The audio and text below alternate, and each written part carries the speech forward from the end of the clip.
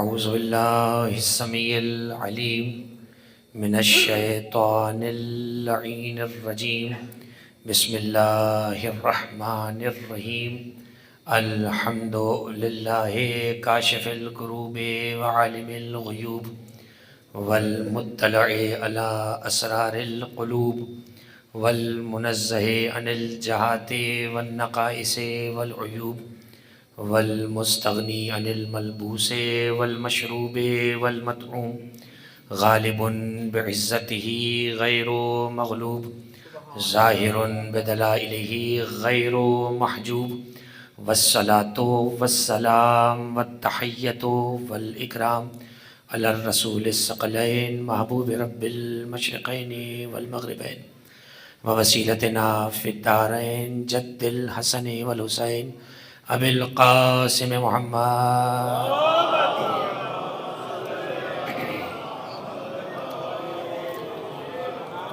وآلہ الطیبین الطاہرین المعصومین المظلومین المنتجبین المنتخبین اما بعد فقد قال اللہ سبحانہ وتعالی فی محکم کتابہ المجید وفرقانہ الحمید وقولہ الحق بسم اللہ الرحمن الرحیم کل نفس ذائقۃ الموت انما توفون اجورکم یوم القیامۃ فمن زحزح عن النار وادخل الجنۃ فقد فاز وما الحیاۃ الدنیا الا متاع الغرور۔ صلوات پڑھیے محمد۔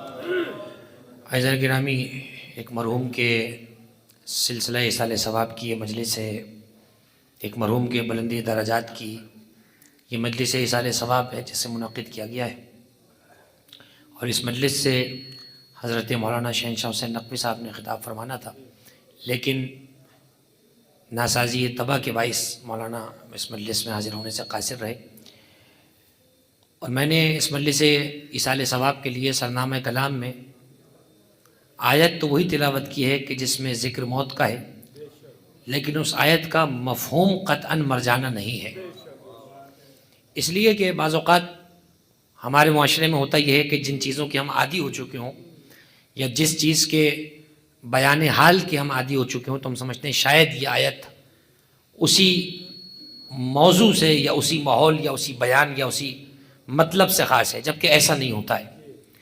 بہت ساری آیات قرآن مجید کی ایسی ہیں کہ جو اپنے مضمون کے اعتبار سے، اپنے شان نزول کے اعتبار سے، اپنے بیان کے اعتبار سے، اپنی تفسیر کے اعتبار سے اگرچہ ایک خاص دائرہ رکھتی ہیں، ایک خاص موضوع رکھتی ہیں، ایک خاص عنوان رکھتی ہیں، ایک خاص مضمون رکھتی ہیں، لیکن اس کا مقصد قطعاً یہ نہیں ہے کہ ان آیات کا دائرہ اتنا ہی محدود ہے جتنا ہم نے محدود سمجھ لیا ہے۔ مثلاً قرآن مجید کی وہ مشہور و معروف آیت جس کا ایک ٹکڑا کلمہ استرجاع کہلاتا ہے، جس کے لیے حکم ہے کہ جب بھی کسی کی موت کی خبر سنو تو وہ اپنی زبان پہ فوراً دہراؤ، انا للہ و انا الیہ راجعون۔ اور عمومی طور پہ جب ہمارے پاس کوئی میسج پہنچتا ہے ہمارے واٹس ایپ پہ یا کسی بھی میسج پہ، تو سب سے پہلے اگر اس کے سر بیان یہی لکھا ہو تو ہم سب سے پہلے سمجھ جاتے ہیں کہ یہ کسی کی موت کی خبر ہے، اور ہوتا بھی ایسا ہے، اس لیے کہ خوشی کے دعوت ناموں پہ انا للہ و انا الیہ راجعون کوئی نہیں لکھتا، لیکن اس کا مطلب یہ نہیں ہے کہ اس آیت میں مٹ جانے کا تذکرہ ہے، فنا ہو جانے کا تذکرہ ہے یا مرنے کی بات ہے، ایسا نہیں ہے۔ اس پوری آیت کے اندر مرنے کا لفظ اور مرنے کا ترجمہ ہے ہی کہیں نہیں، ہے ہی کہیں پر نہیں۔ وَلَنَبْلُوَنَّكُمْ بِشَيْءٍ مِّنَ الْخَوْفِ وَالْجُوعِ وَنَقْصٍ مِّنَ الْأَمْوَالِ وَالْأَنفُسِ وَالثَّمَرَاتِ وَبَشِّرِ الصَّابِرِينَ الَّذِينَ إِذَا أَصَابَتْهُمْ مُصِیبَةٌ قَالُوا إِنَّا لِلَّهِ وَإِنَّا إِلَیہِ راجعون۔ اگر آپ مجھ سے پوچھیں کہ قرآن مجید کی خوبصورت ترین آیت کون سی ہے تو شاید میں اسی آیت کا نام لوں۔ اس کی دو وجوہات ہیں، میں ابھی آپ کی خدمت میں عرض کروں گا۔ پہلی بات، اس آیت میں پروردگار نے ابتلا زدوں کو، آزمائش میں گزرتے ہوئے لوگوں کو، ان کو صبر دلایا ہے، تسلی دی ہے، اپنی جناب سے ان کو بشارت عطا کی ہے، اور آپ جانتے ہیں بشارت خوشخبری کو کہا جاتا ہے، اور بشارت دینے والے کو عربی میں بشیر کہا جاتا ہے، اور بشیر اللہ نے اپنے نبی کو ہی بنایا ہے۔ انا ارسلناک رسولا شاہدا و مبشرا و بشیر شاہدا مبشرا و نذیرا وداعیا الی اللہ باذنہ سراجا منیرا. ہمارا رسول بشیر بھی ہے نذیر بھی ہے. بشارت بھی ہمارا نبی دے گا اور نذارت یعنی ڈرانے کے کام بھی ہمارا پیغمبر ہی انجام دے گا. یعنی ایسا نہیں ہے کہ وہ ہر وقت تمہیں بشارتیں ہی دیتا رہے گا. جہاں تمہارے اعمال کو پٹری سے اترتا ہوا دیکھے گا, تمہیں بدعمالیوں میں مبتلا دیکھے گا, تو فوراً اپنے منصب کا لحاظ کرتے ہوئے تمہیں نظارت بھی کرے گا, تمہیں ڈرائے گا بھی. ایسا نہیں ہے کہ ہر وقت تمہیں صرف بشارتیں دی جائیں گی. وہ الگ بات ہے کہ صاحبان بشارت اور ہیں جن کو اللہ بشارت عطا فرماتا ہے. تو دیکھیے سورہ بقرہ کی آیت میں اللہ نے فرمایا کہ ہم ضرور بضرور, یہ جو ترجمہ میں نے کیا ضرور بضرور, ویسے تو قرآن میں کسی چیز کا اعلان ہی بہت ہے, الگ سے ضرور بضرور کہہ کے انڈوز کرنے کی ضرورت نہیں ہے, اس لیے کہ اس کے کلام میں نہ خطا ہے نہ دھوکہ ہے نہ جھوٹ ہے. وہ ویسے ہی کسی چیز کو کہہ دے تو وہ ہو کے رہتی ہے, لیکن اس کے باوجود اگر وہ کسی چیز کو شدت سے بیان کر کے کہتا ہے تو کہتا ہے وَلَا نَبْلُوَنَّكُمْ, ہم ضرور بضرور تم سب کو مبتلا کریں گے ان مندرجہ ذیل امتحانوں میں. یہ ضرور بضرور کا ترجمہ کہاں سے آیا؟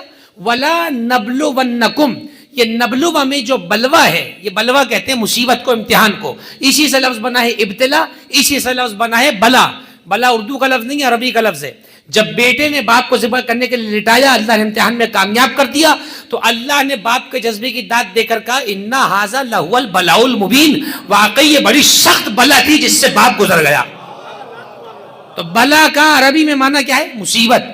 اسی لیے آپ دیکھ لیجئے کہ پروردگار عالم نے ابراہیم علیہ السلام کو ان کے جذبے کی داد دے کر کہا اِنَّا هَذَا لَهُوَ الْبَلَاءُ الْمُبِينُ, یقیناً یہ ایک بڑی کھلی ہوئی بلا تھی, بڑی کھلی مصیبت تھی کہ بیٹے کو خنجر کے تلے لٹا دینا.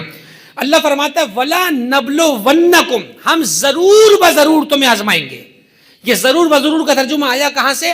لَنَبْلُوَنَّكُمْ پر یہ جو نون پہ تشدید پڑی ہوئی ہے, اس نے ترجمہ پیدا کیا ضرور بالضرور کا. یعنی جہاں پر بھی یہ لفظ آ جائے وہ ضرور بس ضرور کا معنی دیتا ہے. پیغمبر اکرم نے خیبر کے دن جب اگلے دن علم دینے کا تذکرہ کیا تو صرف یہ نہیں کہا کل علم دے دوں گا, فرمایا لَأُوتِيَنَّ الرَّایَةَ, کل ضرور علم اسے دوں گا. لَأُوتِيَنَّ, اور فرمایا آپ نے لَأُوتِيَنَّ الرَّایَةَ غَدًا رَجُلًا کَرَّارًا, کل ضرور بضرور علم اسے دیا جائے گا. اور فرمایا آپ نے وَلَا نَبْلُوَنَّكُمْ, ہم ضرور بضرور, یعنی تمہیں کسی قسم کا شک نہ رہے کہ تم ہمیشہ صحت مند رہو گے, کسی زوم میں نہ رہنا کہ ہمیشہ صاحب ثروت رہو گے, کسی زوم میں نہ رہنا کہ ہمیشہ صاحب اولاد رہو گے, کبھی اولاد کا غم تمہیں دے دیں گے, کسی زوم میں نہ رہنا کہ تمہیں موت نہیں آئے گی, ہم کبھی تمہیں جانی امتحان سے بھی آزما سکتے ہیں, کسی گمان میں نہ رہنا کہ تمہاری خوشحالی دائمی ہے, ہم کبھی بھی تم پر بدحالی کا حملہ کر سکتے ہیں, کبھی بھی تم پہ غموں کی گھٹائیں لا سکتے ہیں. وَلَا نَبْلُوَنَّكُمْ بِشَيْءٍ مِّنَ الْخَوْفِ, ہم تمہیں آزمائیں گے خوف کے امتحان سے. امن کے مزے تو سب لوٹتے ہیں, خوف میں ہمیں یاد کر کے دکھاؤ تو مانے. وَالْجُوعِ, ہم تمہیں آزمائیں گے بھوک کے امتحان میں. بھرے پیٹ اللہ اللہ کیا تو کون سا کمال کیا؟ کمال یہ ہے کہ فاقہ کشی میں بھی اللہ اللہ کر رہا ہو. وَنَقْسٍ مِّنَ الْأَمْوَالِ, ہم تجھے آزمائیں گے مال کے دیوالیہ ہو جانے سے, اس لیے کہ پیسے کے ریل پیل میں خیرات کرتا رہا تو کون سا کمال کیا؟ کمال تو یہ ہے کہ خود کھانے کو نہ ہو, ہمارے بندوں کو عطا کر رہا ہو تب جانے. وَنَقْسٍ مِّنَ الْأَمْوَالِ وَالْأَنفُسِ, ہم آزمائیں گے جانی امتحان میں. بعض اوقات کسی حادثے میں سارے گھر کو ختم کر دیں گے, ایک فرد باقی رہ جائے گا تو سارے گھر کی تعزیتیں قبول کرے گا, پورے خاندان کو کہیں کہیں ہم ختم کر دیں گے. وَالثَّمَرَاتِ, ہم تمہیں آزمائیں گے تمہاری اولاد کے امتحان میں. ہمیں پتہ ہے تمہیں بڑی عزیز ہے, تم اپنا یہ جمع کیا ہوا مال بھی اولاد پہ لٹا دینے کو تیار ہو, ہم تمہیں براہ راست اولاد کے امتحان میں مبتلا کر دیں گے. تمہارا جگر گوشہ تم سے چھین لیں گے اور پھر دیکھیں گے کہ یہ اولاد چھین جانے کے بعد ہماری بارگاہ میں رہتا ہے یا نہیں. اس لیے کہ دیکھنے میں یہی آیا ہے کہ جب تک خوشحالی ہو, اطمینان ہو, امن ہو, تب اللہ بڑا یاد آتا ہے, لیکن جیسے ہی خدا کچھ چھین لے تو اللہ کے گھر سے ایسے روٹھ جاتے ہیں جیسے اللہ کو پہچانتے بھی نہیں ہیں. چنانچہ قرآن مجید برہان رشید نے اس طرح کی ذہنیتوں کو بیان فرمایا ہے. فرمایا وَمِنَ النَّاسِ مَن يَعْبُدُ اللَّهَ عَلَى حَرْفٍ, اے حبیب خبردار, یہ صفوں میں کھڑے کو سب کو جیسا نہ سمجھنا, ان میں سے کئی وہ ہیں جو مطلب کے تحت اللہ کی عبادت کرتے ہیں.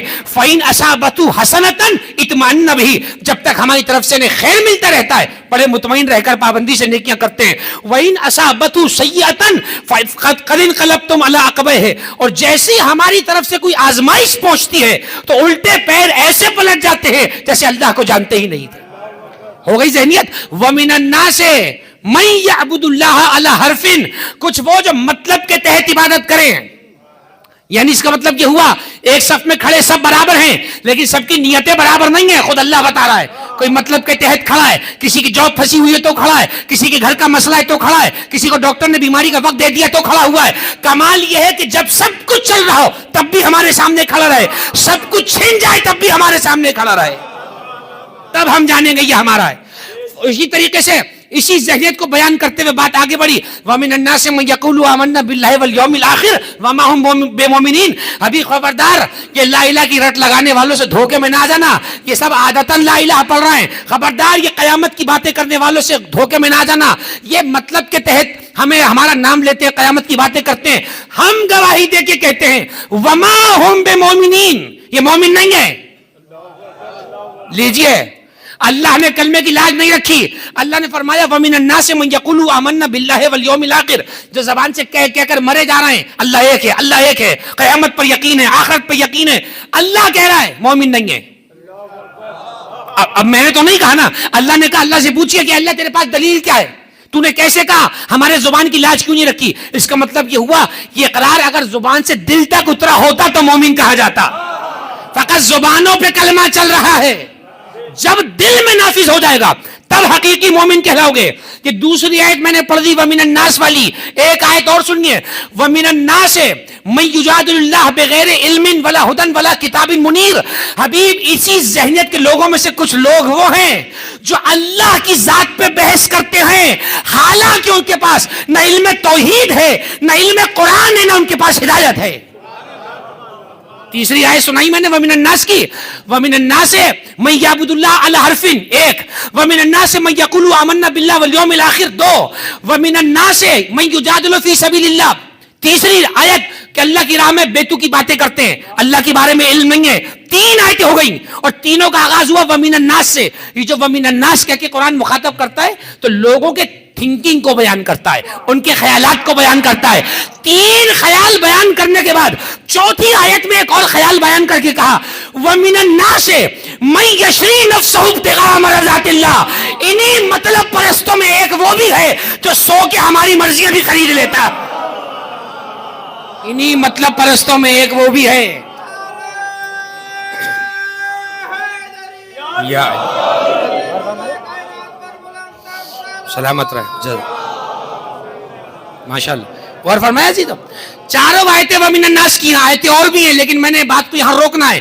تین آیتوں میں وَمِنَ النَّاسِ کہہ کر منفی ذہنیت بیان کی اور چوتھی آیت میں مثبت ذہنیت بیان کر کے کہتا ہے وَمِنَ النَّاسِ مَن يَشْرِي نَفْسَهُ ابْتِغَاءَ مَرْضَاتِ اللَّهِ. انہی مطلب پرستوں کی دنیا میں ایک وہ بھی ہے جو اپنی جان کو بیچ کے ہماری مرضیاں خرید لیتا ہے. جب اس نے اپنی جان کی لاج نہیں رکھی تو ہم بھی اپنی مرضی کو اسی کے حوالے کیے دیتے ہیں. اس لیے جو ہمارے معاملے میں مطلب پرست نہیں ہوتا پھر وہ ہماری مرضی کے معاملے میں بھی مطلب پرست نہیں ہوگا. چنانچہ پروردگار نے بار بار ہمیں متنبہ کیا. یاد رکھو امتحانات سب پر آئیں گے، اس دنیا میں کوئی نہیں گزرا، چیک کر لیجئے گا جا کر Guinness world of book record, کوئی نہ گزرا جو یہ کہہ کر مر گیا ہو لکھ کر اس بک کے اندر کہ میں ہمیشہ صحت مند رہا کبھی بیمار نہ ہوا. کوئی یہ کہہ کے مرا ہو کہ میں ہمیشہ صاحب ثروت رہا کبھی فقر و فاقہ تنگ و دستی مجھ پہ نہ رہا. کوئی یہ کہہ کر نہ مرا کہ میں ہمیشہ خوشحال رہا کبھی بدال نہ ہوا. کوئی یہ نہ کہہ سکا کہ ہمیشہ مجھے گھر کا سکون رہا، گھر کی بے چینی نہ ہوئی. ہر آدمی کرب میں اضطراب میں مبتلا ہے. ہاں مسائل کی کیفیت الگ ہے، مسائل کا حجم الگ ہے، مسائل کے جو زاویہ جات الگ ہیں، لیکن بہرحال جو اس دنیا میں جی رہا ہے وہ تگ و دو کی زندگی میں جی رہا ہے. شاید اسی لیے اللہ نے نظام موت کو رکھا تاکہ تمہیں بہت جلدی انٹیگریٹ کر دیا جائے، تمہیں وارن کر دیا جائے، تمہیں آگاہ کر دیا جائے. جسے تم زندگی سمجھ رہے ہو یہ زندگی کے نام پہ سوائے مشقت کے کچھ بھی نہیں ہے. کس زندگی کو تم زندگی سمجھ رہے ہو؟ آؤ میں دنیا بنانے والا خود تم سے کہہ دیتا ہوں وما هذه الحیات الدنیا الا لہو ولعب وان الدار الاخرۃ لہی الحیوان. سورہ عنکبوت کی 64ویں آیت میں خود دنیا بنانے والا اللہ کہہ رہا ہے جس نے یہ نیلا آسمان بنایا ہے، جس نے زمین کا فرش بچھایا، جس نے آفتاب و مہتاب کو بنایا، جس نے دامن فلک پہ ستاروں کو ٹانکا ہے، جس نے آفتاب و مہتاب شجر و حجر، جس نے لیل و نہار کی گردش کو بنایا، جو موسموں کا پیدا کرنے والا ہے، جو گھٹاؤں کا لانے والا ہے، ہواؤں کا چلانے والا ہے، بارشوں کا برسانے والا ہے، رنگ رنگ کے پھول پیدا کرنے والا ہے، طرح طرح کے پھل پیدا کرنے والا ہے، طرح طرح کی سمندری مخلوقات پیدا کرنے والا ہے. خود بنانے والا کہہ رہا ہے کچھ نہیں ہے یہ دنیاوی زندگی سوائے کھیل اور تماشے کے. میں کہوں تو مجھ پہ کوئی غصہ نکالے کہ آپ ہوتے کون کہنے والے اتنی خوبصورت دنیا کے بارے میں. جس نے بنائی ہے وہ کہہ رہا ہے کچھ نہیں ہے الا لہو و لعب, صرف تماشا ہے اور کھیل ہے. پروردگار اگر یہ تماشا ہے تو حقیقت بتا دے کیا ہے. ان دار الاخرۃ لہی الحیوان, وہ جو آخرت کا گھر ہے جس سے تم غافل ہو وہ باقی رہنے والا ہے. لو کانوا یعلمون, کاش تم اس بات کو سمجھ سکتے. یہ جو آخری کا جملہ ہے اسے انڈر کاماس کر لیجئے, کاش تم سمجھ سکتے. حسرت ہے لو کانوا یعلمون, اگر سمجھ جاتے تو تمہارے لیے بہت آسان ہو جاتا. اور حقیقت امر یہ ہے جو سمجھ گئے وہ دنیا حقیقی ہے, انہوں نے کبھی اس دنیا سے دل نہیں لگایا. اور ایک جملہ میں کہہ دیتا ہوں, ایسی دنیا سے دل لگانے کا کیا فائدہ جس نے 2 گز کفن حسین کو نہ دیا ہو.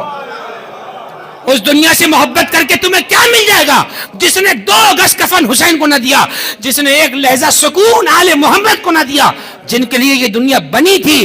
بتاؤ انہیں سکون نہ ملا تو یہ دنیا مجھے اور آپ کو سکون کیا دے سکتی ہے. بہرحال پروردگار نے یہ جو نظام کائنات بنایا اس کا طریقہ کار یہ ہے, جو آ رہا ہے وہ جا رہا ہے, جو آ رہا ہے وہ جا رہا ہے. اب اسے آپ موت کہہ دیجیے تو آپ کی مرضی, یہ تو قاعدہ مسلم ہے. جو بھی دنیا میں چیز ایگزسٹ کرتی ہے, جوان دوستوں کے لیے کہہ رہا ہوں, جو بھی چیز دنیا میں وجود رکھتی ہے اسے جانا پڑے گا. آپ گن لیجئے کوئی چیز, انسان کی تو بات ہی نہیں ہو رہی, انسان تو اعلیٰ مخلوق اللہ کی.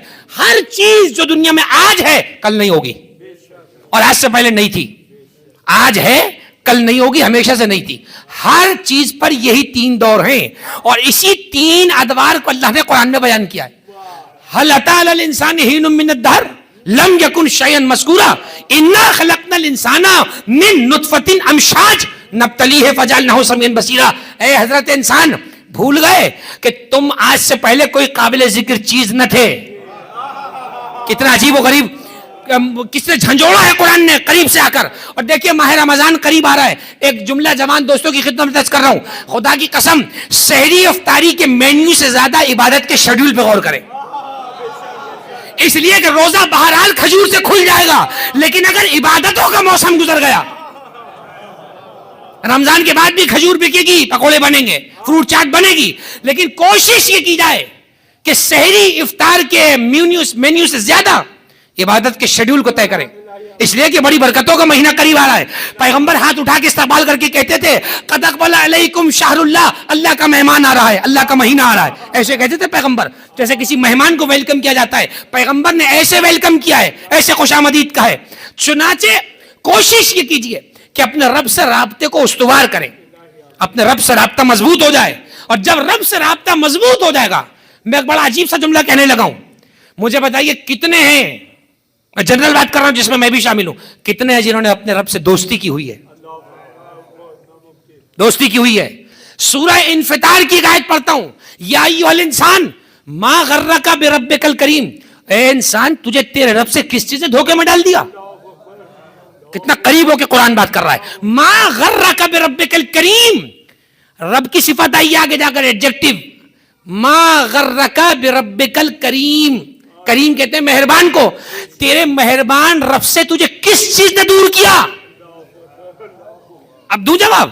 کوئی کہے گا میری اچھی نوکری نہیں ہے, میں رب سے دور ہو گیا. کوئی کہے گا کہ میرے گھر میں سکون نہیں ہے, میں رب سے دور ہو گیا. کوئی کہے گا میں تو مسلسل بیمار ہوں, میں رب سے دور ہو گیا. آواز دے کر پروردگار جواب دے گا, یہ بتا کہ اگر ہم تجھے انسانوں کی فہرست پیدا ہی نہ کرتے تو تو کیا کرتا. شکر, تو نے شکر کیا ہمارا کہ ہم نے تجھے انسان بنایا. تو شکر کر چکا جو تو شکوے کی فہرست لے کر چلا رہا ہے. چل ٹھیک ہے, یہ بتا ہم نے انسانوں میں تجھے مسلمان نہیں بنایا. اگر تجھے بنا دیتے کسی ایسے گندے مذہب پر جہاں مرنے کے بعد مار مار کے مردے کو جلایا جاتا ہے, بتا تو شکر کرتا یا ہم سے شکوہ کرتا. تو نے شکر کیا کہ تجھے مسلمان بنایا. بتا تو نے شکر کیا کہ مسلمانوں میں بھی تجھے فرسٹ کلاس بنایا, تجھے گھر سے وابستہ کیا جو ہماری پہچان ہے. چل یہ بتا کہ صرف مومن نہیں, تجھے نسل علی و بطول میں رکھا, بتا تو نے شکر ادا کیا. اس سے بڑھ کر جملہ کہوں, بتا تجھے سادات گھرانے میں پیدا کرنے کے بعد ایک بہترین آزادار بنایا, بتا شکر ادا کیا. بتا تجھے عزاداری پر چلانے والی ماں عطا کی، شکر ادا کیا ہمارا؟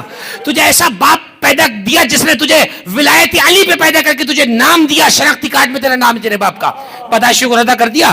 اگر کر چکا ہو شکریہ تو اب یہ بتا کہ تیری سانس جو بغیر روک کر چلا رہا ہوں جسے تو گن بھی نہیں سکتا، بتا اس کا شکریہ ادا کر چکا ہے؟ بتا یہ جو آنکھ کے ڈیلے سے کائنات کے نظارے دیکھ رہا ہے اس کا شکریہ ادا کر چکا تو؟ بتا بچپن میں تجھے کمزور پیدا کیا تھا اور تجھے جوان بنا کر تیرے سینے میں چوڑان پیدا کر دی، بتا شکریہ ادا کر چکا اس کا؟ عزیزو اگر انسان شکر کی طرف آ جائے، قسم کھا کے کہہ رہا ہوں ممبر پر شکوے کا وقت ہی نہیں بچے گا۔ اب سمجھ آیا کہ آل محمد نے کبھی شکوہ کیوں نہ کیا، اس لیے کہ شکر سے فرصت ملتی تو شکوے کی طرف آتے۔ کبھی غور کریے گا جملے پر، آل محمد کی زبان پہ کبھی شکوہ نہ آیا ہے، آل محمد نے کبھی شکوہ نہ کیا، اس لیے نہ کیا کیونکہ شکر سے فرصت ہی نہ ملی۔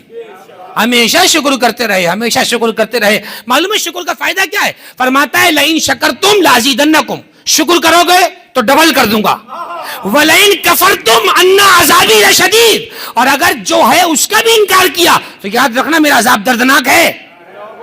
اب سمجھ آیا کہ لوگ حکومتوں میں رہ کے چین سے نہ رہے، آل محمد گھر میں رہ کے چین سے رہے، اس لیے کہ وہ ناشکرے تھے، یہ مسلسل شکر کر رہے تھے، یہ مسلسل شکر کر رہے تھے۔ سارے گھر کو راہ خدا میں کٹانے کے بعد جب یزید پوچھتا ہے ماں رأیتا، تم نے کیا دیکھا؟ تو نے کیا دیکھا؟ ماں رأیتی، فرماتی ہے ماں رأیتو الا جمیلا، ہم نے سوائے حسن و جمال کے کچھ نہیں دیکھا۔ یہ علی کی بیٹی کہہ رہی ہے ماں رأیتو الا جمیلا، ہم نے سوائے حسن و جمال اور خوبصورتی کے کچھ نہیں دیکھا۔ اس لیے کہ ہماری نگاہیں بس یہ دیکھ رہی ہے کہ اس نے ہمیں کیا بنایا ہے، اس نے ہمیں بیت نبوت میں پیدا کیا، بیت وحی میں پیدا کیا، نبوت ہمارے گھر میں، امامت ہمارے گھر میں، قرآن ہمارے گھر میں، ایمان ہمارے گھر میں، اسلام ہمارے گھر میں، حمزہ ہمارے گھر میں، جعفر طیار ہمارے گھر میں۔ جب ساری نعمتیں ہمارے گھر میں ہیں تو شکوہ کس بات پہ کیا جائے؟ ہر بات پہ شکر ادا ہو رہا ہے، شکر ادا ہو رہا ہے۔ چنانچہ اگر آج انسان یہ طے کر لے کہ جو میرے پاس ہے میں اس کا شکر کروں گا، دو فائدے ہوں گے اس کے۔ پہلا فائدہ یہ ہوگا کہ کبھی بھی اس کے اندر نیگیٹو وائبز نہیں آئیں گی، کبھی منفی نہیں سوچے گا میرے پاس اتنا بڑا گھر نہیں ہے، میرے پاس اتنی بڑی گاڑی نہیں ہے، وہ کہے احمد لعنت ایسے بڑے گھر پر جو میرے پاس نہیں ہے تو رونا کاہے کا؟ شکر ہے کہ میرے پاس رہنے کے لیے گھر سے سکون، میرے پاس چھت ہے جس میں میں اپنے سر کو چھپایا ہوا ہوں۔ بڑی گاڑی کی حسرت کرنے کا کیا فائدہ؟ یہ شکر کرے کہ شکر ہے کہ اپنی سواری ہے، پیدل چل کے تو نہیں جاتا۔ چنانچہ جب شکر کرے گا تو اللہ اس چیز کو دائمی کر دے گا، اس کی کنٹینیوٹی کو بڑھا دے گا، اس کے دوام کو بڑھا دے گا، اور جو نہیں ہے اس کا غم انسان کو ہوگا ہی نہیں۔ اس لیے آپ دیکھ لیجیے جو تمناؤں میں مرے جاتے ہیں وہ حسرتوں میں رہ جاتے ہیں، اور ہوتا کیا ہے؟ وہ انہیں ملتا نہیں ہے، جو ہے اس کا شکر نہیں کر رہے، نتیجتاً اللہ وہ بھی چھین لیتا ہے۔ تو نعمت کا قاعدہ ہی تو یہ ہے میرے عزیزوں کہ جب اس کا شکر کما حق ادا ہوگا تو نعمت بڑھتی رہے گی۔ اب جملہ کر کے آگے بڑھتا ہوں۔ قرآن مجید نے کہا نون والقلم وما یسطرون ما انت بنعمت ربک بمجنون، اے محمد تم اللہ کی نعمت ہو، محمد مصطفیٰ اللہ کی نعمت ہے۔ تو اگر پیغمبر اللہ کی نعمت ہے اور نعمت شکر کا تقاضا کرتی ہے تو بتاؤ پیغمبر کا شکر کیسے ادا کرو گے؟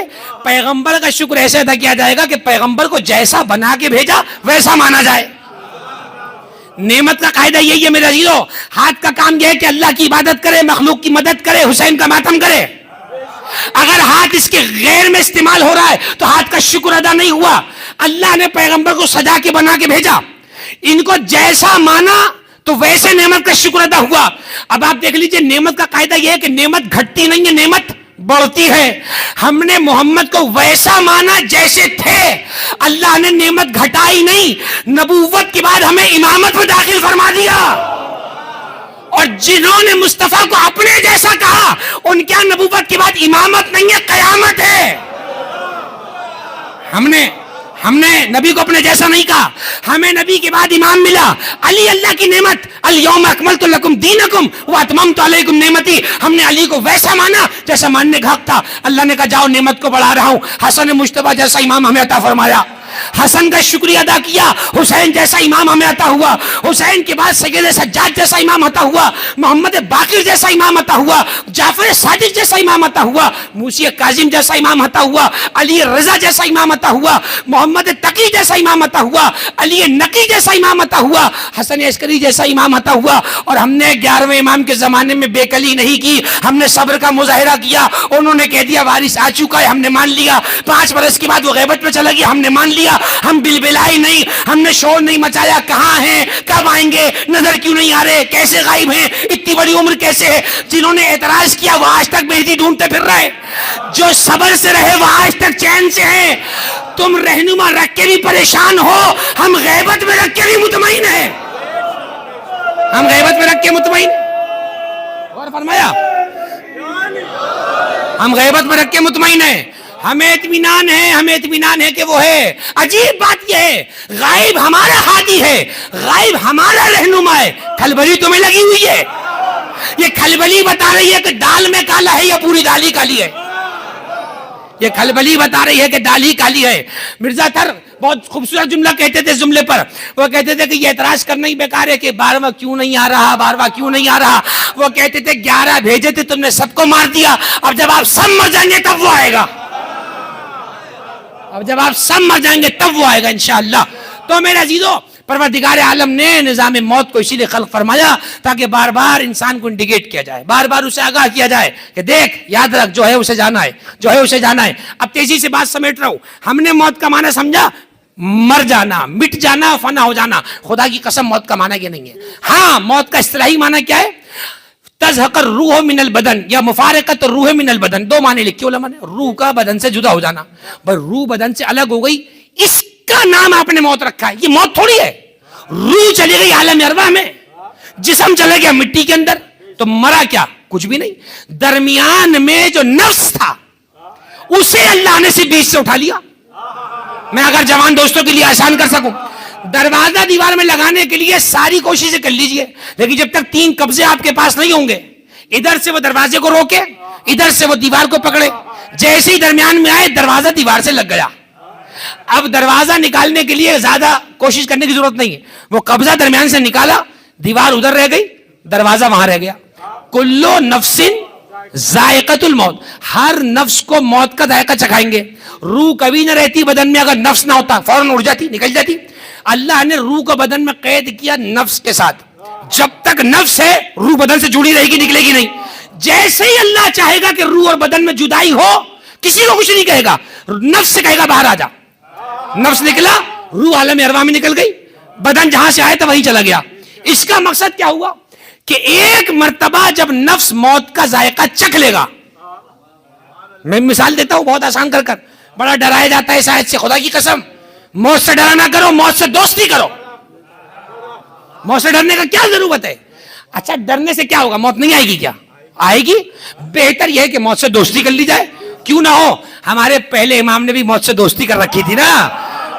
ارے ابو طالب کے بیٹے کو فرق نہیں پڑتا، وہ موت پہ جا پڑے یا موت اس پہ آ پڑے. جب آمادگی ہو تو پھر یہ والا بیان ہوتا ہے. جو لہجہ باپ کا ہے وہی لہجہ بیٹے کا ہے. 28 رجب کو نکلے تو لوگ مشورے دے رہے تھے، مولا یہ والا روٹ لے لیجئے گا، یہاں سے حملہ نہیں ہو سکتا، مولا یہاں سے نکل جائیں. امام نے قرآن کی آیت پڑھ کے کہا اینما تکونوا یدرککم الموت ولو کنتم فی بروج مشیدہ. تم جہاں بھی ہوگے موت تمہیں اچک لے گی، چاہے تم مضبوط قلعوں میں کیوں نہ ہو. فرمایا میں علی کا بیٹا ہوں، موت سے نہیں ڈرتا، میں تو جاہی موت سے آنکھیں ملانے رہا ہوں. میں موت کو بتانے جا رہا ہوں کہ جو میری محبت کے ساتھ مرے گا اسے تو مار نہیں سکتی، اور جو میری محبت سے ہٹ کے مرے گا وہ جیتا ہوا بھی مردہ ہے. کلو نفس ذائقۃ الموت.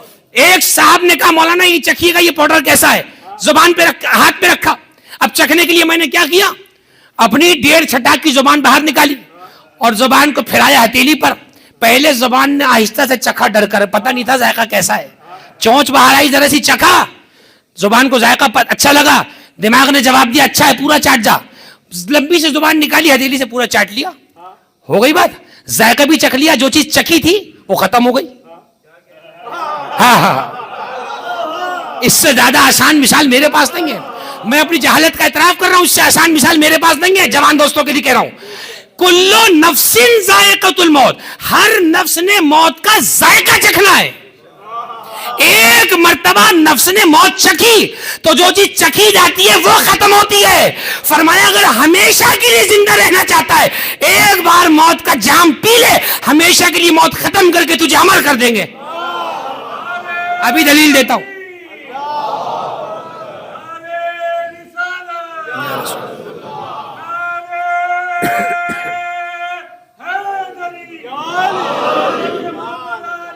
جزاکم اللہ. اللہم صلی اللہ. بس عزیزو وقت گفتگو تمام ہو جائے گی. کلو نفس ذائقۃ الموت، ہر نفس نے ذائقہ موت چکھنا ہے. جیسے ہی ایک مرتبہ انسان نے موت کا مزہ چکھا، اب موت تو ہو گئی ختم، کیونکہ جو چیز چکھی جائے وہ ختم ہوتی ہے. موت تو ہو گئی ختم. اب بتاؤں اللہ نے اس چیز کو بیان کہاں کیا؟ سورہ ملک میں بیان کیا. تبارک الذی بیدہ الملک وہو علی کل شیء قدیر الذی خلق الموت والحیات.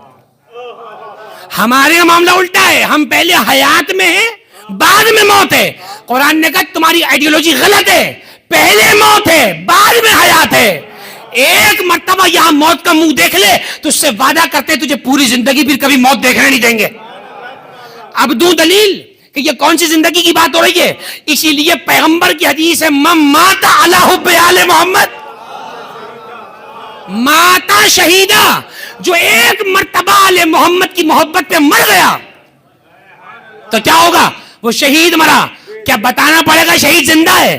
وَلَا يَقْتُلُ فِي سَبِيلِ اللَّهِ أَمْوَاتٌ بَلْ أَحْيَاءٌ عِندَ رَبِّهِمْ وَلَٰكِن لَا تَشْعُرُونَ. جو اللہ کی راہ میں مر جائیں انہیں مردہ نہ کہو، وہ زندہ ہے، تمہیں پتہ نہیں ہے. دیکھو کیسی ترقی پسند انسانیت کو پروردگار نے جہالت کے دہانے پہ لا کے کھڑا کر دیا. آج کے پڑھے لکھے آدمی کو بھی قرآن کہہ رہا ہے تمہیں پتہ ہی نہیں ہے وہ زندہ ہے. جاؤ. اب جملہ کہوں، جب آج کے پڑھے لکھے سو کال پڑھے لکھے کو شہید کی حیات کا ادراک نہ ہو تو سید الشہداء کا حیات کا ادراک کیا خاک ہوگا؟ حسین تو سید الشہداء ہے، ایک شہید کا ادراک ہمیں نہیں ہو پا رہا. چنانچہ موت انسان کے لیے ایک پیغام بن کر آتی ہے. اگر خدا کی قسم مرنے کے بعد اجازت دی جائے نا مرنے والے کو کہ جا ایک لمحے کے لیے بتا کرا اور بتا دے مرنے والا کہ میں کس ماحول میں زندگی گزار رہا ہوں، خدا کی قسم دنیا سے دل اچاٹ ہو جائے. آدمی کہی یہ دنیا تو لعنت ایسی زندگی پر، وہ دنیا کتنی اچھی ہے جہاں ہر وقت علی کا دیدار ہو رہا ہے، جہاں ہر وقت فرشتے سلامن سلاما کہہ رہے ہیں. اور فرمایا آپ نے ہمیشہ کے لیے ابدی نیند سکون سے سو جاتا ہے، مطمئن ہو کر سو جاتا ہے. اور یہ سفید لباس امن کی دلیل ہے، مطمئن ہو کر سو رہا ہے. اور جب کفن ہی کربلا کا ہو تو خوف کیسا، جب کفن حسین کا ہو، وادی بھی حسین کی ہو تو امن ہی امن ہے، تو پھر مسلسل امن ہی امن ہے. اور میرے عزیزو یہ بات ذہن میں رکھیے گا، چونکہ مرنے کے بعد ایک ابدی حیات ہے، اسی حیات کے سبب مرنے کے بعد قبر میں اتر کے کہتے ہیں اسما افم. ہاں سنیے اور سمجھیے، امپیریٹو سینٹینس ہے، سنیے اور سمجھیے. تو میں بڑی ذمہ داری کے ساتھ جملہ کہہ رہا ہوں، یا تو آپ کا تلقین پڑھنا بے وقوفانہ عمل ہے، یا تسلیم کیجئے مرنے کے بعد زندہ ہے، ہم سمجھ نہیں پا رہے. یا تو مانو کہ مرنے کے بعد یہ بے وقوفانہ عمل ہے، نعوذ باللہ ایسا کرنا. تلقین ہمارے یہاں موجود ہے، یہ کہنا بتا رہا ہے کہ مرا نہیں ہے، زندہ ہے، سن بھی رہا ہے، سمجھ بھی رہا ہے. علم یا فلاں ابن فلاں، جان لے اے فلاں ابن فلاں. کیا اس وعدے پہ جا رہا ہے جو وعدہ تو نے کیا تھا کہ اللہ ایک ہے، محمد نبی ہیں اور 12 کے 12 اللہ کے امام اور حجت ہیں؟ یہ تلقین پڑھا دی جاتی ہے. اور حدیث کی کتابوں میں کہ جب فرشتے سنتے ہیں نا کسی کو تلقین پڑھی گئی ہے، ایک دوسرے سے کہتے ہیں چلو واپس چلتے ہیں، اس پہ حجت تمام ہو چکی ہے، اسے بخش دیا جاتا ہے. میرے عزیزو اسے بخش دیا جاتا ہے. لیکن بہرحال جب کوئی عزیز ہمارے لیے ہمارے ساتھ سفر حیات سے کٹ جائے، چلا جائے، دور ہو جائے، چھٹ جائے، تو بہرحال غم فطری ہے، غم فطری ہے. ہم نے کبھی فطری چیزوں پہ قدغن نہیں لگائی. یہ جاہلانہ باتیں، رونا نہیں چاہیے، رونے سے تکلیف ہوتی ہے. تو کہیں تو آپ کہتے ہیں کہ قبر میں ہے ہی کچھ نہیں، کہیں آپ کہتے ہیں رونے سے تکلیف ہوتی ہے. تو پہلے طے کر لیجئے معاملہ ہے کیا. جب ہے ہی نہیں تو تکلیف کاہے کی ہوگی بھائی اسے؟ ایک مطلب ہے تکلیف ہوتی ہے، اور تکلیف اسے نہیں ہوتی، زندوں کو زیادہ ہوتی ہے، زندوں کا زیادہ ہوتی ہے تکلیف رونے سے. رونا فطری امر ہے. ہم یہ بات جانتے ہیں کہ رونا فطری امر ہے. سگے عزیز چھٹ جائیں تو انسان حواس باختہ ہو جاتا ہے. خدا کی قسم فرش ازن نہ ہو تو زبان سے کلمہ کفر کہنے میں دیر نہ لگے. کچھ بھی بک دے گا انسان زبان سے. میرا باپ لے لیا, میری ماں کو چھین لیا, میرا بھائی چلا گیا, صبر نہ آئے, اسی لیے ہم فوراً فرش عزا پہ آ جاتے ہیں, تاکہ ہمارے رونے کا تماشا نہ بنے بلکہ ہمارا رونا باعث اجر و ثواب ہو جائے. جب ہم اللہ کی آیتوں کو سنیں تو تسلی آ جائے, جب روایات اہل بیت کو پڑھیں تو بچوں کو تسلی ہو جائے. ہمارے بابا کتنے بلند جوار میں چلے گئے, ہمارے بابا نے شربت دیدار علی پی لیا. یا ہارو حمدانی میں یمت یرانی, حمدان سے آئے تھا حارث حمدانی مولا علی کے پاس, جاتے جاتے کہنے لگا مولا جا رہا ہوں, کوئی پیغام دے دیجئے آپ کے شیعوں کو دینے کے لیے. فرمایا جاؤ میرے شیعوں سے کہہ دو جو مرے گا مجھے دیکھ کے مرے گا. آج تک کے ابھی تک کے شیعوں کے لیے کہا, سب کے لیے, جو مرے گا مجھے دیکھ کے مرے گا. میرا یقین ہے کہ مرحوم ظہیر حسن رضوی علی اللہ مقام, مبین حسن رضوی علی اللہ مقام ابن ظہیر حسن, میرا یقین ہے کامل ہے اس عقیدے کی بنا پر کہ آنکھ بند نہیں ہوئی ہوگی جب تک محبت اہل بیت کا پھل نہ دیکھ لیا ہو. میں بھی تیار ہوں, آمادہ ہوں, آپ بھی یاد کریں, تیار رہیں. 11ویں امام فرماتے ہیں قسم اس خدا کی جس کے قبضے میں ہماری جان ہے, تم ہماری محبت کا پھل اس وقت دیکھو گے جب تمہاری روح یہاں تک پہنچ جائے گی. یہ کہہ کے 11ویں امام نے نرخلے پہ ہاتھ رکھا, فرمایا جب تمہاری روح یہاں آ جائے گی تب تم ہماری محبت کے ثمرات دیکھو گے. میں پوچھوں مولا جب روح یہاں ہے تو کیا اس وقت کیوں نہیں دیکھ رہے, روح یہاں ہے تو کیوں نہیں دیکھ رہے؟ فرمایا نہیں, جب بالکل آخری وقت ہوگا تب بتایا جائے گا ہماری محبت کیا ہے. میرا یقین ہے مرحوم نے جب جان کو جان آفری کو سپرد کیا ہوگا تو دیدار علی کیا ہوگا, اس علی کا دیدار کیا ہوگا کہ جس نے کوفے کے یتیم بچوں سے کہا تھا کہ تمہیں کوئی کہے تمہارا باپ کون ہے, کہہ دینا علی ہمارا باپ. آج مرحوم کے بچوں سے, خانوادے سے, ان کے بھائی بہنوں سے تعزیت کرنے کے لیے عزیز و اقارب موجود ہیں. خدا مرحوم کے کروٹ کروٹ درجات بلند فرمائے, بلند ہیں, مزید بلندی عطا فرمائے. ہمارے ہاں بلندی کی دعا ہے, مغفرت تو کنفرم ہے. من مات علی حب آل محمد ماتا مغفورا, بخشا ہوا ہے. درجات کی دعا کرو کہ اللہ درجات بلند فرمائے. آج اتنے لوگ بیٹھے ہیں مرحوم کے بچوں سے تعزیت کرنے کے لیے, مستورات بھی موجود ہیں, تعزیت ہوگی ان کے بچوں سے. زمانے کی روایت ہے کہ من مسحا یدہ علی راس الیتیم قد آتاہ اللہ بشار الجنہ. حدیث میں ہے کہ جو کسی یتیم کے سر پہ ایک دفعہ ہاتھ پھیراتا ہے تو جتنے بال ہاتھ کے نیچے آتے ہیں اللہ ایک ایک بال کے بدلے جنت عطا فرماتا ہے. میں جب بھی روایت پڑھتا ہوں تو مجھے 4 برس کی ایک یتیم بچی یاد آتی ہے جسے ثواب سمجھ کے مارا جاتا تھا, جسے ثواب سمجھ کے مارا جاتا تھا. مقاتل میں یہ ہے کہ سکینہ ابھی کسی کے تماشے سے چپ ہوتی تھی, کوئی دوسرا تماچا لگا دیتا تھا. ابھی سکینہ چپ ہوتی تھی, کوئی تازیانہ مار دیتا تھا. اجرکم اللہ. خدا مرحوم کے خانوادے کو صبر عطا فرمائے. بیماری کی کیفیت, چند روزہ بیماری کی کیفیت, یقین کرو اس بیماری کی کیفیت میں نہ جانے کتنے گناہ ان کے معاف ہو گئے, درجات بلند ہو گئے, اور جب دیدار مولا ہوا ہوگا یقیناً گناہوں کو معاف کر دیا گیا ہوگا. اس لیے کہ علی کا شیعہ توبہ کے بغیر نہیں مرتا, علی کے شیعہ کو توبہ کی توفیق ہو جاتی ہے. آج بچوں سے تعزیت کے لیے اتنے لوگ آئے, کیا سید سجاد حقدار نہ تھے کہ انہیں بابا کا پرسہ دیا جاتا؟ کہ حق نہ تھا سید سجاد کا کہ کوئی انہیں ان کے بابا کا پرسہ دیتا؟ آئے لوگ, خیمے میں آئے, لیکن کوئی ہاتھوں میں آگ لے کر آیا, کوئی ہاتھوں میں تازیانہ لے کر آیا. اور جب کانپتا ہوا میرا بیمار امام اٹھا اور خیمے کا پردہ ہٹایا نا تو دیکھا فوج میں شادیانے بج رہے ہیں. زینب کبریٰ نے پوچھا سجاد یہ شور کیسا ہے؟ فرمایا پھوپھی اماں میں یتیم ہو گیا ہوں, میرے بابا کا سر نو کے نیزوں پہ بلند کر دیا گیا ہے.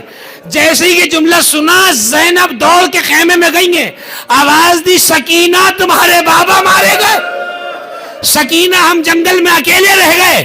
ابھی کچھ دیر ہی گزری تھی کہ زلجنا دوڑتا ہوا خیمے تک آیا اور اپنی اگلی ٹانگوں کو ہلا کر خیمے سے اپنے سر کو چوب خیمہ سے مارنے لگا. روایت کہتی ہے جناب سکینہ خیمے سے برآمد ہوئی اور ایک مرتبہ جب خیمے سے باہر آئی ہیں تو زلجنا کی کٹی ہوئی لجام کو پکڑ کر ایک جملہ پوچھا, یا جواد ابھی حل سقیا ابھی ام قتل شانہ, اے بابا کے گھوڑے بس ایک بات بتا دے, میرا بابا پیاسا مارا گیا یا پانی مل گیا تھا؟ اجرکم اللہ. بیٹی نے یہ نہیں پوچھا میرا بابا کیسے مارا گیا، پر یہ بتا میرا بابا پیاسا مارا گیا یا کوئی پانی مل گیا؟ ذوالجناح نے آواز دی الظلیمۃ الظلیمہ من امت قتلت ابن بنت نبیہا، سکینہ قیامت ہو گئی، تمہارے نانا کی امت نے تمہارے بابا کو بھوکا پیاسا ذبح کر دیا۔ عزیزو خدا مرحوم کے خانوادے کو صبر عطا فرمائے۔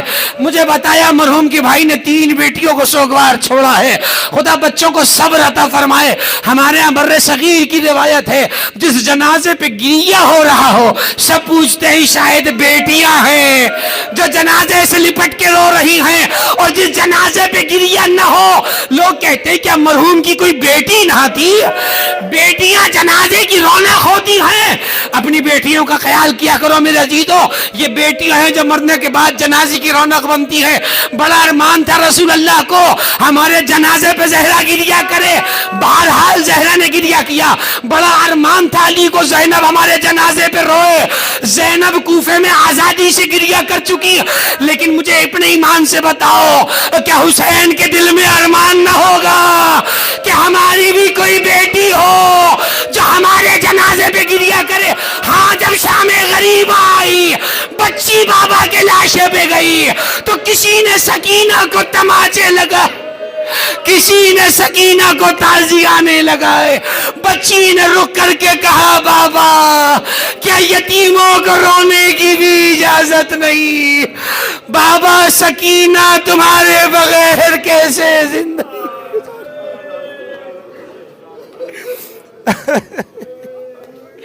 اللہ ولعنت اللہ علی القوم الظالمین وسیعلم الذین ظلموا ایہا منقلبا ینقلبون۔ پروردگار اس پرسے کو قبول فرمانا، مرحوم مبین حسن رضوی ابن ظہیر حسن کے درجات کو بلندی عطا فرما، ان کی بیماری کو درجات کی بلندی کا سبب قرار فرمانا۔ پروردگار ان کے خانوادے کو، بچوں کو، عزیزوں کو صبر جمیل عطا فرما۔ پروردگار ہمارے تمام بزرگوں کو طول عمر عطا فرما، جوانوں کو حفظ و امان عطا فرما، مومنین کے جان مال عزت آبرو کی حفاظت فرما، دشمنان اہل بیت کو نیست و نابود فرمانا۔ اس منبر کے حقیقی وارث امام زمانہ کے ظہور میں تعجیل فرما۔ ربنا تقبل منا انک انت السمیع العلیم۔